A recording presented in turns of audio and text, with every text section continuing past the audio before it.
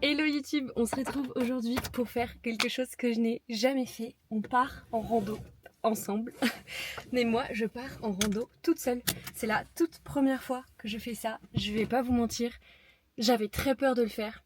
Pour être honnête, j'avais très envie de faire une rando, Corentin pouvait pas, le samedi il travaille et demain on a prévu un barbecue avec des copains, là où moi j'aurais aimé faire une rando et plutôt que d'être frustrée et de me dire oh, je fais pas ma rando, je suis pas contente, et ben je me suis dit que j'allais la faire quand même, donc j'y vais toute seule aujourd'hui, c'est parti, là je vais me rendre sur le point de départ. On est sur une rando de 14 km 9 je crois, il faut que je regarde ça. Encore une fois, je l'ai trouvé sur le site de Decathlon Outdoor. 14 km 5. Du coup, avec 439 de D+, donc c'est pas grand chose. 5h25 de marche annoncée. Et ce qui est sympa, c'est que ça va être en partie ombragé, en partie un peu moins. Pour le coup, en fait, c'est un endroit que je connais. Je retourne à Comblaveau. Je vous l'ai déjà présenté dans une dernière vidéo. Et je me sens plus safe d'aller dans un endroit que je connais un petit peu. Et en plus, je sais qu'il y a des gens. On avait croisé quand même pas mal de personnes qui marchaient à Comblaveau. Et je me dis que pour une première en solo, ça me rassure. Moi, ce qui me fait peur, c'est pas forcément la randonnée en soi, c'est plus les mauvaises rencontres, mais ça je vous en parlerai. Je vais pas tarder parce que j'ai déjà pris un peu de retard sur mon envie. Il est 11h30, j'ai pris un pique-nique. Donc là je vais y aller, je crois que j'ai 20 minutes de route, quelque chose comme ça. Je suis en train de regarder les itinéraires. 20 minutes, exactement. C'est parti, on y va.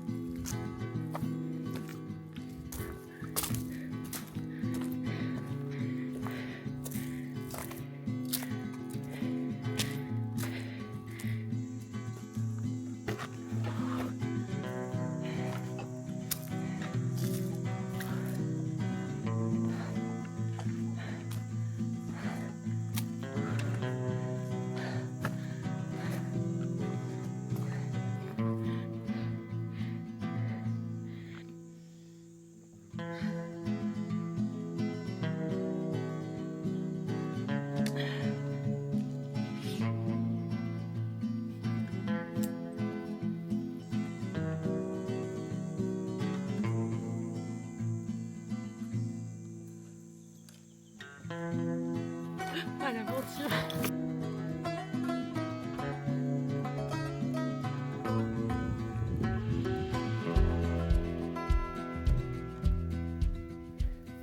Je suis donc arrivée à Comblaveau. Aujourd'hui, je fais la rando qui surplombe la falaise. Je passe par les crêtes. La dernière fois qu'on l'a faite, on est passé, je vais vous montrer, par de l'autre côté de la forêt. Et on est revenu par au-dessus des crêtes. Et là, je passe vraiment dans les crêtes. C'est super beau. J'espère que je verrai des... je sais pas, des bouquetins. Je sais pas trop. Des petits animaux.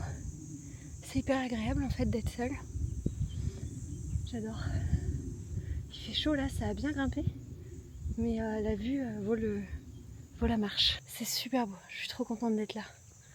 On n'avait pas du tout fait ce sentier et il est super beau. Je pense que même Corentin préférerait celui-là.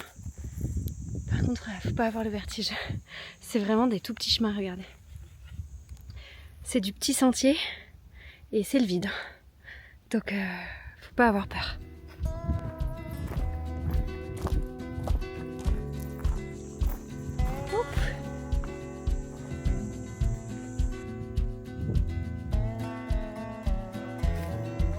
Bonjour.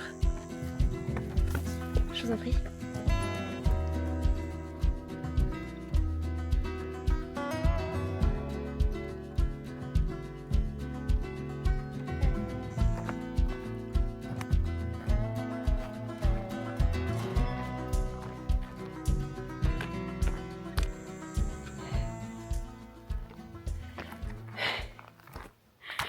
trop fière de moi. Je suis vraiment trop fière d'être là, profiter de la nature, de me débrouiller toute seule, surtout de l'avoir fait.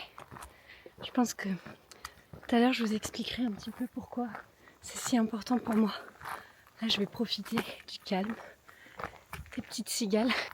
J'ai 2 litres d'eau et j'ai 75 centilitres d'eau avec une pastille d'hydratis pour bien m'hydrater aussi. Parce que ça peut être traître quand il fait chaud comme ça. Puis ça a bien tapé. Et voilà, je suis vraiment la plus heureuse là. Je vous jure, c'est pas fini mais je suis déjà trop fière de moi.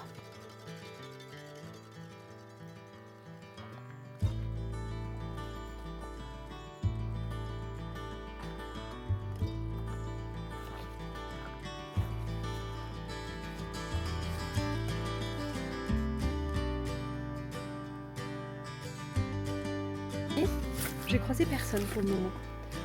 Donc, si un courageux qui courait, mais sinon personne. Donc, je pense que ça va être nickel.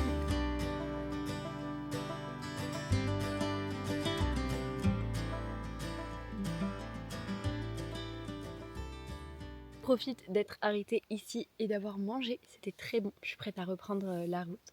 Mais pour vous expliquer un petit peu plus en fait l'enjeu de cette randonnée pour moi, j'ai vraiment, fait quelque chose là qui me fait peur normalement. Pour vous expliquer, en fait, c'est pas tellement la rando qui me fait peur, c'est pas marcher, c'est pas me perdre, c'est pas la nature, c'est pas les animaux, c'est plutôt l'humain. C'est un peu triste de dire ça, mais c'est la réalité. En réalité, j'ai vécu des expériences pas très cool avec des hommes, hein. Et donc, effectivement, j'ai vécu des expériences qui m'ont fait peur, qui m'ont mis très mal à l'aise et qui m'ont un petit peu traumatisée, hein, clairement.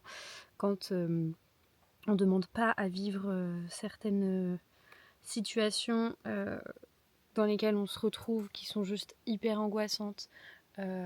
Et en tout cas moi j'étais isolée à ce moment-là toute seule avec une personne qui m'emmerdait très fortement. J'ai pas très envie de rentrer dans les détails et puis j'ai pas envie de vous embêter avec ces histoires-là, mais bon, j'ai pas besoin de vous faire un dessin, je pense que vous comprenez bien ce qui a pu se passer. Enfin bref, voilà, je me suis vraiment fait beaucoup embêter et de ce fait-là, j'ai assez peur de me retrouver avec la mauvaise personne.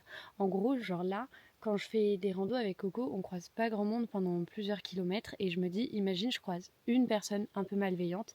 Bah en fait, c'est à ce moment-là que je suis dans la merde parce que j'ai pas d'autres gens vers qui je peux me tourner pour leur demander de l'aide ou quoi que ce soit. Et donc c'est plutôt ça qui m'inquiétait. Et au final, je suis vraiment trop fière. Je sens que cette marche, elle est en train aussi de me changer vis-à-vis de ça. Je suis vraiment trop fière de la faire. Bon, j'espère que tout se passera bien. Je n'ai pas encore fini la marche, mais il n'y a pas de raison. Et en réalité, du coup, je trouve que cette marche me fait du bien là-dessus. Je vais pas dire que ça me réconcilie avec le fait de sortir seule, parce que j'ai pas forcément de problème à sortir seule. Mais il y a certaines activités, par exemple, voilà, que j'ose pas trop faire toute seule. Et notamment une rando solo, c'est quelque chose qui me faisait peur. Alors j'ai pris des précautions. Comme je vous ai montré, j'ai ma batterie externe, comme ça je peux toujours normalement avoir mon téléphone. J'ai partagé ma randonnée à Corentin. Il sait quelle rando je fais. Je lui ai aussi partagé en temps réel ma position GPS, donc il peut suivre où j'en suis, ça je trouve ça cool. Et après, bon, c'est un peu ridicule, on sait jamais, j'ai pris un déo en spray, pas pour la transpi, mais pour si quelqu'un m'emmerde et que je dois lui en mettre dans les yeux. J'espère ne pas avoir besoin de m'en servir, si ce n'est sous mes aisselles.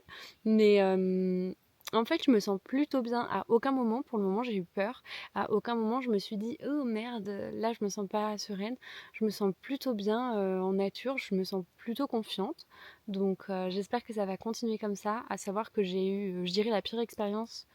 Oh non, c'était pas la pire. Bon, j'ai eu une expérience vraiment très très très désagréable dans la forêt de Fontainebleau. Donc je me reconnais dans la situation isolée, il n'y avait personne. Heureusement j'étais avec une copine, on était deux, mais c'était quand même une expérience vraiment très flippante. Et pour le coup là, voilà, j'avais peur de me retrouver dans ce truc de me dire je suis isolée et donc j'ai peur. Et en fait non. Donc je suis hyper contente.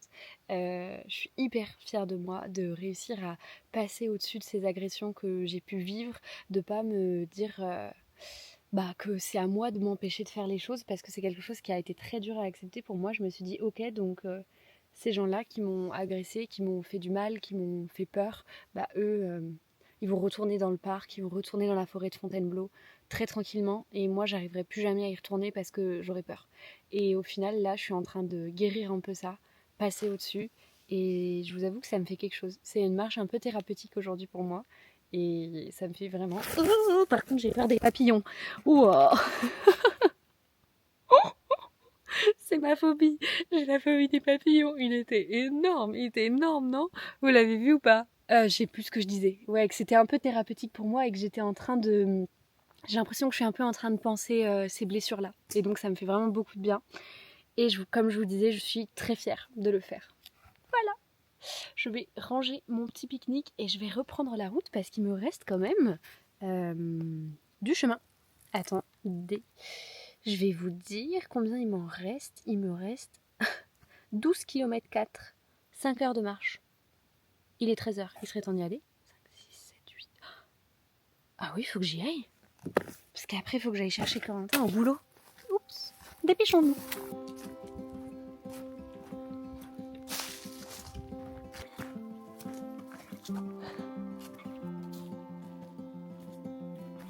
Je suis encore en forêt. Là, je suis rentrée dans le parc protégé du coup de Comblaveau. Avant, j'y étais pas. Je pensais que j'y étais quand même, mais j'ai vu un panneau. J'accélère un petit peu le rythme parce qu'il faut quand même que j'aille chercher Corentin ce soir au travail. Étant donné que j'ai pris sa voiture pour venir jusqu'ici. Et j'ai envie de vous montrer tout en fait. J'ai envie de vous faire des plans d'absolument tous les endroits. Mais du coup, il faut que je marche quand même bien parce que après, faut que je rentre le chercher quoi. Il sera pas content. Il sera pas content sinon. Donc voilà, ça monte un petit peu là. Je suis très contente d'avoir acheté mes bâtons. Là évidemment, comme je filme, je les tiens pas en main, mais sinon je m'en sers beaucoup. Moi qui ai des problèmes de genoux, que ce soit en montée et surtout même en descente, ils me facilitent grandement la vie. Donc je suis très contente et c'est vraiment super beau. Là je suis vraiment dans les bois, regardez. Il n'y a que des arbres. Un tout petit chemin, juste ici, que je suis. Et à côté, c'est les arbres.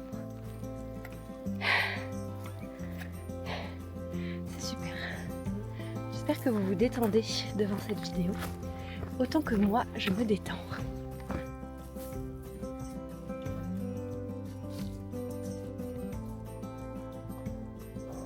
Vous voyez, c'est typiquement pour les descentes comme ça là que je suis très contente d'avoir mes bâtons. Ah, il y a un aigle. Enfin une buse. Ou un oiseau quoi. Mince, je l'ai pas vu. Je sais pas si vous l'entendez à la caméra. Il est 14h30. Là je suis revenue dans la forêt. Tout à l'heure j'ai longé un petit peu les crêtes de Comblaveau. C'était super joli. Et là, je suis dans la... Oh, les papillons. Il y a des papillons partout. Je suis dans la forêt de Jean-Vray-Chambertin, je crois. J'ai oublié, je suis pas sûre. En tout cas, elle est très jolie. Il y avait quand même un mot à l'entrée. Enfin, un mot. Une affiche faite par la mairie qui déconseillait fortement ce sentier puisque en raison des différents épisodes climatiques et de la sécheresse qu'il y a chaque été, malheureusement il y a des acacias qui sont... Ah, les papillons! Je suis en train de marcher, il y a plein de papillons, genre un peu grands, orange, partout. Je vous dirais bien que c'est joli, mais je le pense pas tellement. Bref, et donc les acacias sont morts, malheureusement. Et la mairie recommande de ne pas passer par ce chemin parce que du coup il y a des chutes d'arbres et de branches très importants. Donc je fais attention, mais j'avais pas vraiment le choix que de suivre ce sentier. J'ai pris du retard, j'ai perdu une demi-heure je me suis complètement perdue. La trace GPS n'était pas bonne. En gros, je me suis enfoncée dans la forêt. Je savais qu'il fallait que je tourne à la première à droite. Et il n'y avait pas de chemin. Donc au bout d'un moment, je fais demi-tour. Je me suis dit merde, il n'y a rien. J'ai essayé de monter quand même hors sentier. Je me suis juste écorché les jambes à fond. Et j'ai dû faire demi-tour. J'étais vraiment trop prise.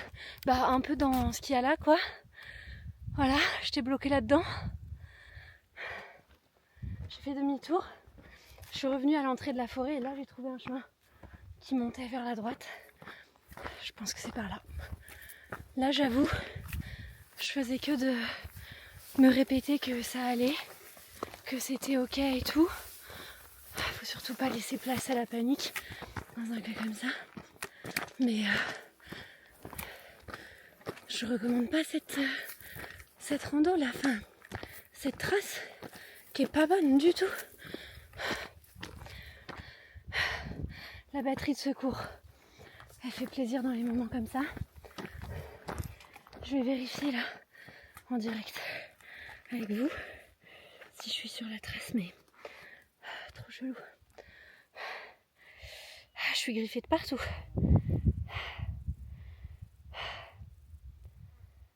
Je peux dessus.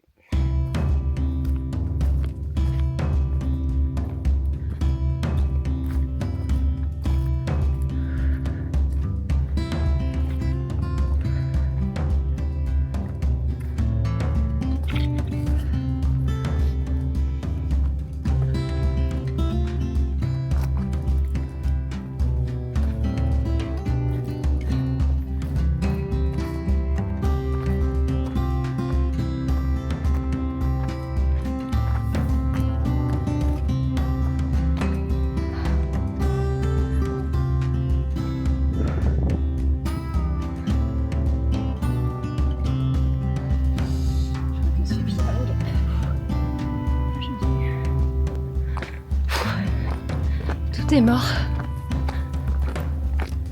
fait 2 km que tout est mort et que je marche là.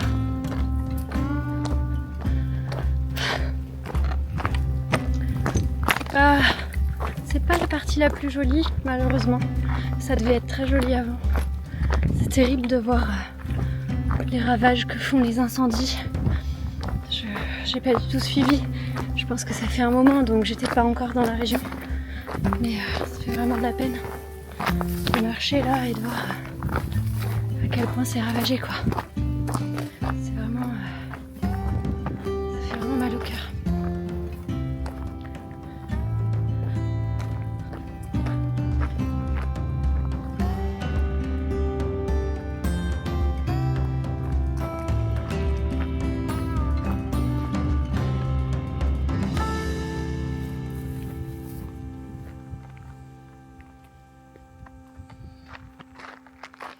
Je suis au Clos des Varois. Il y avait une petite affichette comme quoi c'est un grand cru et un très très grand domaine. Et effectivement, il y a des vignes à perte de vue. C'est assez drôle. Là, je passe vraiment à un autre paysage. J'aime beaucoup ce paysage aussi de Bourgogne avec les vignes partout. Je trouve ça magnifique.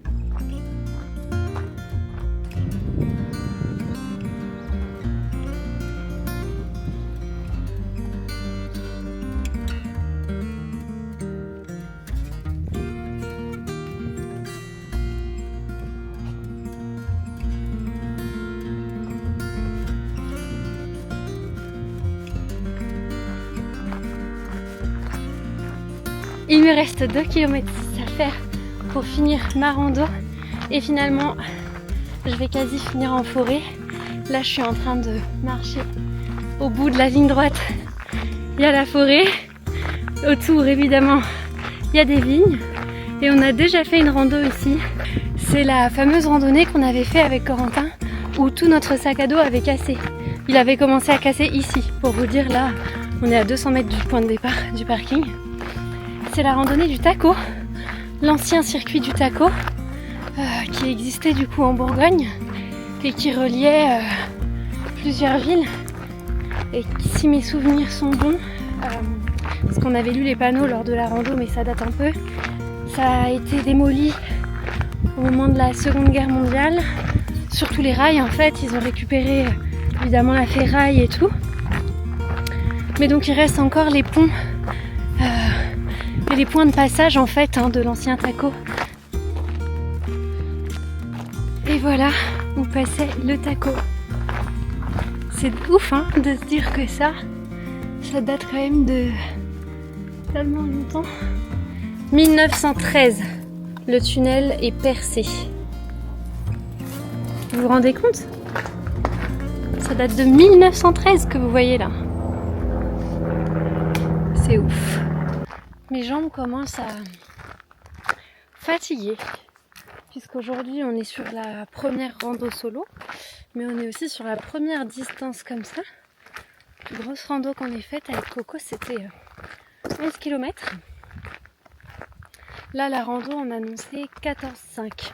Mais c'était en suivant le tracé. Je pense que je suis bien à 15-16. C'est pas grave. Mais là, les jambes ne sont motivées que par le Coca. Je vous le dis.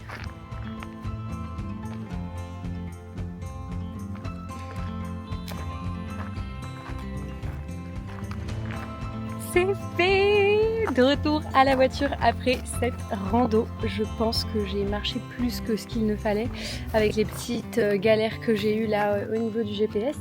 Je vais me poser un petit peu et je pense que je vais aller boire un petit coup dans le village pour me féliciter de cette belle balade quand même. Il est quelle heure? 17,6 km. Bah oui, ça devait en faire 14,5. 17,6. 5h33 de marche, sachant que j'ai pas mis pause pendant que je faisais mon repas. C'est fait, regardez. Je l'ai fait. Je l'ai fait. Je suis trop contente.